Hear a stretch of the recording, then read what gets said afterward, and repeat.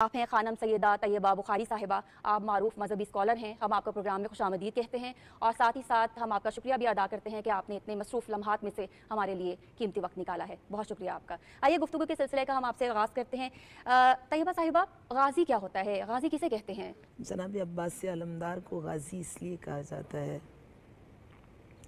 کہ جنگ صفین میں آپ جب بہت کم سن تھے، ٹین ایجر تھے ہماری زبان میں جسے کہتے ہیں، تو آپ نے وہاں پر ایک جنگ لڑی تھی۔ ایک شخص تھا ابو شعثا، جیسا کہ کچھ جنگجو ایسے تھے جو بہت زیادہ معروف تھے، جیسے مرہب کا واقعہ ہے، جیسے عمرو ابن عبدود کا واقعہ ہے۔ اسی طرح سے ابو شعثا، وہ لوگ حضرت علی کے مقابلے پر آئے تھے، تو ابو شعثا کو خاص طور پر اسپیشلی بلایا گیا تھا اس جنگ کو شکست دینے کے لیے۔ وہ بہت خونخوار اور بہت بڑا جنگجو تھا، بہت بڑا واریر تھا۔ اس کے 4 بیٹے تھے غالباً، اب جیسے میرے ذہن میں ہے، یا 7 بیٹے تھے، اور ان کی بھی اس نے اسی طرح سے ٹریننگ کی تھی جیسے اس کی خود ہوئی تھی۔ لوگ اس کے نام سے ڈرتے تھے اور کہتے تھے کہ 2000 بہادروں پر یہ بھاری ہے۔ جنگ صفین میں جناب عباس ٹین ایجر تھے۔ ایک دن حضرت علی علیہ السلام کی زرہ اور لباس پہن کے تو میدان میں آ گئے، اور آ کے انہوں نے رجز پڑھا، تو مخالف دشمن نے ابو شعثا سے کہا کہ تم مقابلے پر جاؤ۔ اس نے کہا کہ اس کی انسلٹ ہے کہ وہ ایک بچے کے مقابلے پر جائے۔ کہا نہیں، تم جانتے نہیں ان ہاشمیوں کو، تو کہا نہیں۔ خیر اس نے آخر اپنے بیٹے کو بھجوا دیا، کہا اس کے بھی وہی آداب حرب ہیں جو میرے ہیں۔ جب بیٹے کو بھجوایا، ایک کو، دوسرے کو، تیسرے کو، 7 کو انہوں نے واصل جہنم کر دیا، اور ان کے حملے کا انداز بڑا مختلف تھا۔ ان کو، ان کے جو نانا تھے جناب عباس کے، جناب ام البنین کے والد، ان کو کہا جاتا تھا ملاعب الاسنہ، نیزوں سے کھیلنے والے۔ تو جناب عباس کی خاصیت یہ تھی کہ یہ نیزے سے اس طرح جیسے اس کو کھلونا بنا کے میدان جنگ میں استعمال کرتے تھے، تو انہوں نے نیزے سے، کوئی اور چیز استعمال نہیں کی، نیزے سے اسے اٹھایا، اس کے بیٹے کو نیزے کے اوپر اٹھا کے پوری فوج کو دکھا کے زمین پہ پھینک دیا۔ اسی طرح سے 7 بیٹوں کے ساتھ کیا، اور پھر وہ خود آیا اور اسے بھی اسی انداز سے انہوں نے قتل کر دیا۔ تو اتنی دھاک بیٹھ گئی کہ ان کا نام غازی مشہور ہو گیا۔ اس کے بعد جب یہ میدان کربلا میں آئے تو پھر انہیں کسی تعارف کی ضرورت نہیں تھی، پھر فوج ان سے ڈرتی تھی۔ سپاہ حضرت عباس سے یوں بھاگتی تھی جیسے بھیڑیے سے گیدڑ بھاگتے ہیں۔ ان کی بہادری اور شجاعت کا سکہ اس طرح سے کچھ رواں ہوا۔ ٹھیک ہے، ہم علمدار کی بھی بات کریں گے۔ خانم صاحبہ، علم تو کس کس کے ہاتھ میں نہیں آیا اور علم کس کس کو نہیں دیا گیا، لیکن علم کی قسمت دیکھیے کہ اس کی نسبت جڑی تو غازی عباس سے جڑی۔ غازی عباس علمدار وہ بن گئے، کیوں؟ اس کی وجہ کیا تھی؟ اس کی وجہ یہ تھی کہ جناب عباس میں بہت سے محاسن تھے ایک کمانڈر ہونے کے، علمدار ہونے کے۔ اس میں ایک تو یہ بات تھی کہ جو ان کی فزیکل سٹرینتھ تھی، خداوند متعال نے انہیں بہت بلند و بالا قد عطا کیا تھا، بہت زیادہ جسیم تھے، بہت بڑا قد تھا، اور انہیں وسیم، ان کے جو القابات بیان کیے گئے ہیں عربی میں جتنی کتابیں ہیں، بطل العلقمہ کے نام سے کتاب ہے، یعنی نہر فرات کا جنگجو، جوان، بہادر۔ تو اور بھی قمر بنی ہاشم بہت سی کتابیں ہیں جو ان کی شان میں لکھی گئیں اور اوتھینٹک روایات سے لکھی گئی ہیں۔ اس میں بیان کیا گیا ہے کہ ایک تو جناب عباس کی شجاعت اور بہادری بالکل مولا کائنات اپنے والد علی ابن ابی طالب کی مانند تھی۔ دوسری بات اور پھر یہ کہ جو ان کا ننھیال تھا وہ شجاعت اور بہادری میں مشہور تھا۔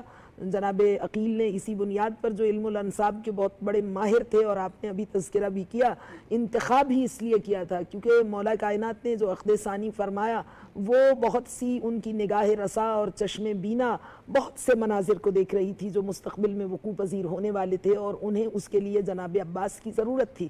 تو یہ انتخاب سوچ سمجھ کر کیا گیا تھا۔ حد سے زیادہ بہادر خاندان تھا، حد سے زیادہ حسین و جمیل خاندان تھا عرب کا، حد سے زیادہ سخی خاندان تھا، مہمان نواز تھا، اور مکارم اخلاق کے اعلیٰ ترین مدارج پر فائز تھا جناب ام البنین کا خاندان۔ اور یہ بھی عرض کر دوں کہ ام البنین کا نام بچپنے سے ام البنین تھا، یہ نہیں کہ یہ 4 بیٹے پیدا ہوئے تھے، کیونکہ عرب میں جو خانوادے تھے بہت زیادہ خاندانی، جب بچے کی ولادت ہوتی تھی تو وہ نام کے ساتھ اس کی کنیت کا بھی انتخاب کرتے تھے۔ تو ان کا نام فاطمہ تھا لیکن ان کی کنیت ام البنین تھی، اور ان کی پیدائش کے بھی خاص واقعات ہیں جو اوتھینٹک ہیں تاریخ میں، کہ یہ کوئی عام خاتون نہیں تھی۔ ان کی ولادت ولادت سے پہلے جو بشارتیں ہوئی تھیں اور ان کے والد نے خواب دیکھا تھا اور وہاں اس وقت کا زمانے کا بہت بڑا ایسٹرولوجر تھا تو اس نے بتایا اور پھر خواب کی تعبیر بیان کرنے والے کسی عالم نے بیان کیا کہ ایک ایسی بیٹی آپ کے ہاں پیدا ہوگی. تو وہ خاندان ہی بہت زیادہ یونیک خاندان تھا اور پھر ام البنین اس خاندان میں بھی بڑی پرومیننٹ شخصیت تھیں, بہت بڑی شاعرہ تھیں, بہت بڑی ادیبہ تھیں, عالمتن فاضلتن شاعرتن کاملتن ادیبتن, اتنے جملات ان کے لیے بیان کیے گئے. اور یہ چیز جناب عباس نے دونوں خانوادوں سے انہیرٹ کی تھی, اسی لیے جناب عباس کے خطبات جو انہوں نے مکہ میں سرزمین مکہ پر موسم حج میں خانہ خدا کی چھت پہ جا کے دیا تھا تو دنیا پکار اٹھی تھی کہ یہ صاحب نہج البلاغہ کی آواز دوبارہ سے فضا میں گونج رہی ہے. اور پھر میدان کربلا میں نہر فرات پر آپ نے جو اشعار کہے تھے اور پھر جناب ام البنین واقعہ کربلا کے بعد جنت البقیع میں جا کے جو اشعار کہتی تھی ان کی مثل و نظیر نہیں ملتی. تو جناب عباس کا انتخاب اس لیے تھا کہ ایک تو جسیم تھے, شجاع بہت زیادہ تھے, بہادر بہت زیادہ تھے, ساتھ ساتھ وفاداری کا وہ لیول تھا کہ آپ کو شہنشاہ وفا قرار دیا گیا. اور اس کے ساتھ ساتھ یہ ہے کہ پھر نظریے کی ہم آہنگی, جو اطاعت امام کی اطاعت میں اتنے زیادہ جناب عباس امتثال امر مولا میں سب سے آگے تھے. حالانکہ کربلا میں جو 72 افراد کی کیفیت تھی وہ قومیتیں, رنگ و نسل, علاقے, سن و سال, ان کی تخصیص ختم ہو گئی تھی. سب کو امیر کارمان کربلا نے اس طرح سلک وحدت میں پرو دیا تھا کہ وہ جیسے ہم کہتے ہیں کہ قطرہ دل میں لیے ایک سمندر تھے حسین, ذات واحد میں سمیٹے ہوئے لشکر تھے حسین, دین آداب رفاقت کے پیمبر تھے حسین, جان دینے کو جب آئے تو 72 تھے حسین. سرفرشتوں کے یہاں آج بھی خم ہوتے ہیں, ایسے انسان رسولوں میں بھی کم ہوتے ہیں. تو یہ اعجاز ختم رسل ہے, یہ معجزہ دانائے سبل ہے امام حسین کا کردار کہ جنہوں نے سب کو سلک وحدت میں پرو دیا کہ جو اس وقت 100 سال کے بوڑھے کی کیفیت ہے وہی 18 سال کے جوان کی, وہی 6 مہینے کے بچے کی, ان سب کی کیفیت یہ تھی. مگر جناب عباس کی اطاعت کا انداز ہی کچھ اور تھا. کتنی بار امان نامے آپ کے لیے جاری کیے گئے, کتنی بار لائے گئے, اور جناب عباس نے کیسے انہیں پیر کی ٹھوکر سے ٹھکرایا اور بلکہ غیظ و غضب میں آ جاتے تھے اور کہتے تھے کہ مجھے افسوس ہوتا ہے کہ کیا ان لوگوں نے مجھے ایسا سمجھا ہے کہ میں اپنے امام کو چھوڑ دوں گا. تو وفاداری بہت زیادہ تھی. تو جتنے کربلا میں اس وقت افراد موجود تھے وہ سب کے سب امام حسین کے لیے بہترین تھے, لیکن اگر ان آپس میں کمپیئر کیا جائے تو پھر سب سے زیادہ اس عہدہ جلیلہ کے لیے مناسب شخصیت جناب عباس کی تھی کہ انہیں علمدار قرار دیا جائے. اور پھر انہوں نے اس بات کو پایا ثبوت تک بھی پہنچایا کہ وہ واقعاً اس عہدے کے اہل تھے. ٹھیک ہے خانم صاحبہ, یہ بھی فرمائیے گا کہ حضرت فاطمہ سلام اللہ علیہ کی وصیت حضرت علی علیہ السلام کو کیا تھی اور اس وصیت کے خاص پہلو کیا؟ دراصل یہ جو ازدواج تھا یہ جناب سیدہ کونین شہزادی عالم کی وصیت ہی کی بنیاد پر تھا کہ آپ نے فرمایا تھا اور پھر آپ نے یہ خبر بھی دی تھی کہ ایک بیٹا پیدا ہوگا جس کا نام عباس ہوگا. بیٹے تو 4 پیدا ہوئے لیکن جناب عباس کے بارے میں خاص عنایات ہیں شہزادی عالم کی, اور آپ نے خود اپنے دست مبارک سے اس مولود مبارک کے لیے لباس خود بنایا, تیار کیا, اور بڑی خاص وصیتیں ہیں کہ جب وہ دنیا میں آئے تو فاطمہ زہرا کا سلام اس کو کہنا, اور پھر اور اس طرح کی بہت سی روایات ہیں. تو جناب سیدہ کونین نے اس بشارت دی تھی اس مولود مبارک کے بارے میں, اور مولا کائنات بڑے منتظر رہتے تھے, اور جب ولادت ہوئی تو اس کے متعلق بھی بڑے خاص واقعات ہیں. صحیح ہے, آگے بڑھتے ہیں کیونکہ دامن وقت میں گنجائش نہیں ہے اور ہم نے اس ٹاپک کو جو کہ بڑا وسیع ہے اس کو کور بھی کرنا ہے. حضرت زینب, سیدہ زینب سلام اللہ علیہ, ان کے بھائی حسن بھی ہیں حسین بھی ہیں, لیکن حضرت زینب سلام اللہ علیہ کو فخر اور مان عباس پر زیادہ ہے, یہ بتائیے گا کیوں؟ اصل میں ان الحسن والحسین سیدہ شباب اہل الجنہ, وہ جوانان جنت کے سردار شہزادے ہیں, وہ وقت کے امام ہیں.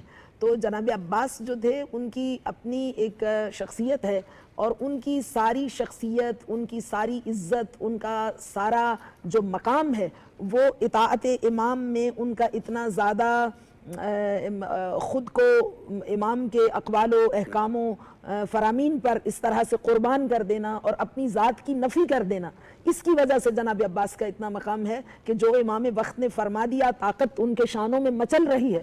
اتنا بڑا جنگجو, اتنا بڑا بہادر کہ جس کے نام سے دشمنوں کے دل سینے میں بیٹھ جاتے تھے, مگر ان کی اطاعت کا یہ عالم تھا کہ ایک بار بھی انہوں نے حکم امامت کے آگے اپنی رائے کا اظہار کرنے کی کوشش نہیں کی. تو اسی لیے ان کا احترام اتنا زیادہ تھا. اور دوسری بات یہ تھی کہ چونکہ امام حسین نے انہیں علمدار بھی اسی لیے منتخب کیا تھا کہ آپ احساس ذمہ داری سے سرشار تھے، اور واقعہ کربلا سے بہت پہلے جب یہ قافلہ متحرک ہوا ہے سرزمین مدینہ سے اور مکہ معظمہ میں رہا، تو جناب عباس نے ایک بہت ذمہ دار سپاہی اور ایک پہرے دار کی طرح سے اپنے اوقات کو بسر کیا، کہ جو ہر وقت الرٹ رہتا ہے، ہر وقت وہ متوجہ رہتا ہے بیویوں کی حفاظت، بچوں کی حفاظت، مولا کی حفاظت اور سارے قافلے کی حفاظت۔ تو اس لیے بیویاں جناب عباس کے ہوتے ہوئے راحت محسوس کرتی تھیں، جیسے انسان کمفرٹیبل رہتا ہے، ان کو کوئی خطرہ نہیں تھا۔ اور اسی لیے امام حسین نے وہ بڑا دردناک جملہ ارشاد فرمایا تھا جب جناب عباس کی شہادت ہوئی، فرمایا تھا قاتلوں کی جانب دیکھ کے، سپاہی کوفہ و شام کی جانب دیکھ کے فرمایا کہ